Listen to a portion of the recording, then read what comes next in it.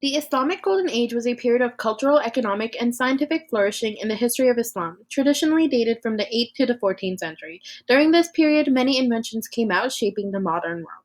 This presentation is about Fatima Al-Fihri, the woman behind modern university, education, and a turning point in the Middle Eastern history. Fatima bint Muhammad al-Fihri al-Qurayshi was the founder and patron of the world's first known university in the history of mankind. Today it is known as the University of Al-Qarawiyyin, located in Fez, Morocco. In the beginning, the educational part of the Al-Qarawiyyin offered courses in religious instructions and the Quran, but its curriculum gradually expanded into Arabic grammar, math, music, medicine, and astronomy, and then later on began offering degrees on its graduates. The Guinness World Records and UNESCO acknowledges it as the oldest existing and continually operating university in the world today. It still stands today and continues to promote learning and education. From the very beginning, Fatima was a strong believer. After both her father and husband passed away, Fatima saw the need of an education institution, and so, as a wealthy widow, she invested all her inheritance towards a building project that became the Karawian Mosque, and later on a university, the world's first degree-granting institution of higher education. The first step that Fatima took towards the project was to construct a well for her workers, because Fatima strongly believed in labor justice for all.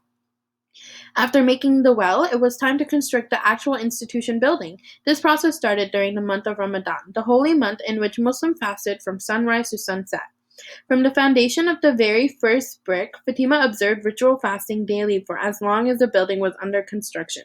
She continued to fast even after the holy month had ended, because she said since she started this blessed project while fasting, she wanted it to be completed while fasting as well.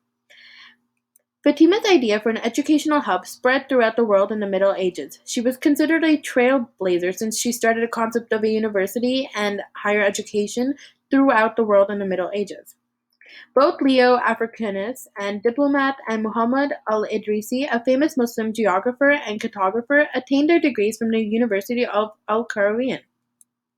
Fatima had great knowledge and passion for Islam, and so she was quite encouraged to use her resource and her gained knowledge to build the ever first university in Fez, Morocco, and in the world.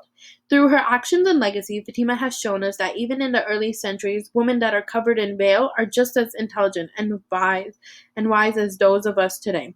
She was a very empowering woman that fought against the typical stereotypes of women at the time. What we can understand from this is that at the time, not only were Muslims women not oppressed, but the Islamic social system allowed them to claim their space, make their mark, and be an active member of society. After Fatima's death, the institution that she built continued to extend. The mosque became the largest known in Africa with a capacity of 22,000 people. Al-Qarawiyyin University is still going strong. Its graduates include Fatima Al-Kabaj, one of its first female students who later became the sole female member of the Moroccan Supreme Council of Religious Knowledge. And today, Fatima is still remembered as a saint and a strong believer, especially in Fez. To pay tribute to Fatima, a scholarship of her name is given to students from Europe and North Africa. Today, the world acknowledges her as the founder of higher education and opening up the unlimited branches of learning around the globe. Thank you for listening.